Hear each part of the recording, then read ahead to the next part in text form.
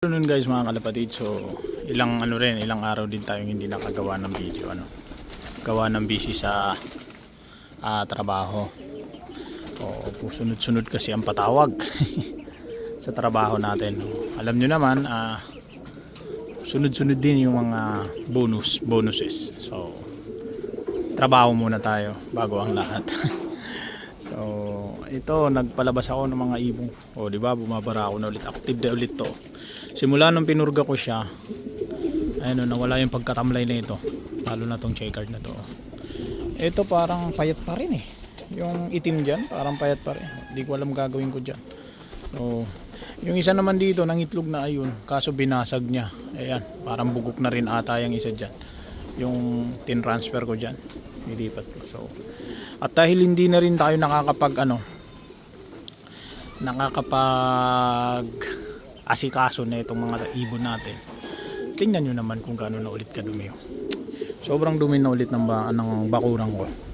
Tapos yung inakay ko dito, ayan, malaki na din.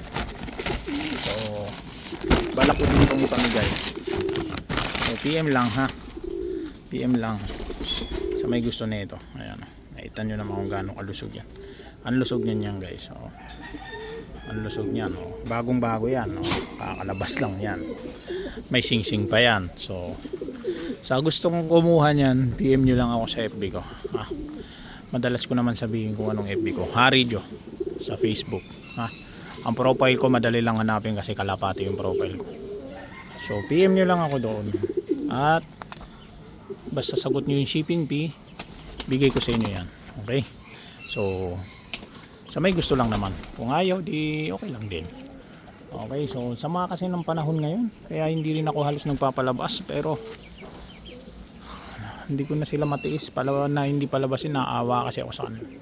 So hayaan ko na lang muna sila ngayon sa labas. Tapos isa pa, itong malaking kulungan, hinahayaan ko na rin buksan ngayon, para dire-diretso na rin ang pasok nila, hindi na ako nagta-trapdoor ngayon. So diretso na, para pag gusto nila umuwi na agad.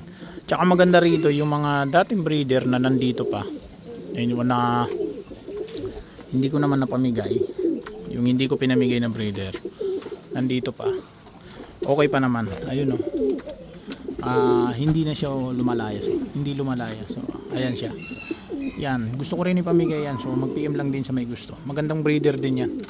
Okay, so PM lang sa may gusto niya. Tapos may mga breeder pa ako dyan na hindi na umaalis eh. Hindi na talaga sila umaalis. Mas gusto na nilang tumira dyan. So inayaan ko na lang din. So hayaan ko na lang din sila. Ayan, so yung iba nasa labas na. Okay, sama ng panahon lagi. Wala namang bagyo, no? Pero nag-uulan. Ba't kaya? Wala pa naman ako naririnig sa balita na may bagyo daw. Okay, wala pa naman.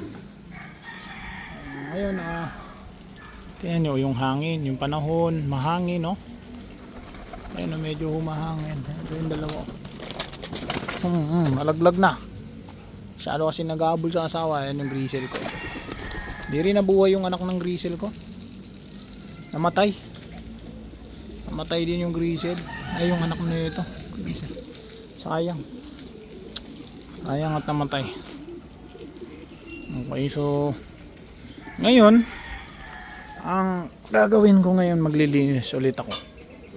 Kasi wala naman tayong pwedeng ibang gawin ngayon kundi maglinis, dahil ang tagal natin hindi naasikaso itong mga to. So nakakaawa din kung palagi madumi yung kulungan nila.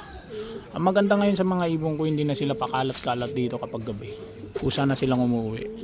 Hindi na yung hahanapin ko pa sila. Wala na halos nagpapasaway ngayon. Meron man magpasaway, bibihira na lang. So resulta sa purga natin, okay naman, naging resulta sa pagpupurga natin ngayon. Okay, napakahalaga kasi guys ng pagpupurga. Alam nyo, tanggal ng mga sakit sa kanila yan. Kasi ang kalapate kasi, parang rin yan, parang tao din yan. Isipin mo na lang.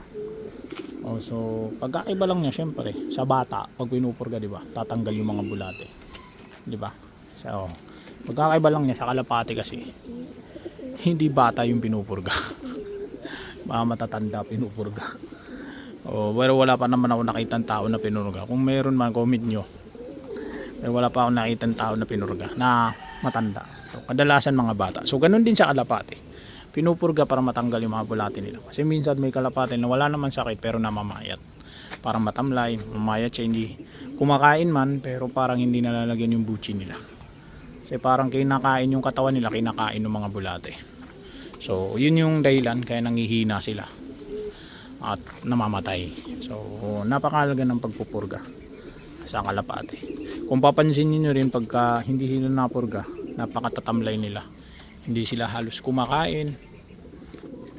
May mga natitira gaya nito, may mga natitira yan, mga natitira, mga ganyan. So kaya sa akin naman, kaya maraming natitira, ayan yung mga ganyan, kaya maraming natitira kasi marami ako maglagay, gawa nga ng hindi ko sila halos maasikaso ngayon. So ang nangyayari kapag nagpapakain ako, dinadamihan ko na. So mga hapon kahit hindi ako nakapaglagay, may natutuka-tuka pa rin sila. So kinabukasan, pag magpapakain ulit ako sa umaga, wala na ako nakikitang mga pellets dyan. Talagang inuubos na nila. Sa hapon, yun na yung parang kinakain nila. So hindi na ako halos nakapaglagay. So pagka napansin niyo yung ibon ninyo na ganun matamlay, purgahin nyo na. Kasi yun lang talaga magandang solusyon dyan. Purgahin. Kung wala naman kayo nakikitang sakit niya, okay, purgahin nyo na. Kasi ang pagpupurga talaga nakakatanggal ng mga bula-bulate yan. So ang gawin nyo pagka pupurgahin ninyo, pakainin nyo sa umaga, sa hapon wag nyo nang pakainin. Siguro tubig, okay lang siguro maglagay ng tubig sa hapon. Pero ako kasi pag nagpupurga ako, kahit tubig hindi ako naglalagay. Talagang empty talaga yung stomach nila. Empty, hindi talaga ako naglalagay. Kasi ang procedure daw kasi diyan, mga natutunan ko lang din sa mga nag-iibon din dito.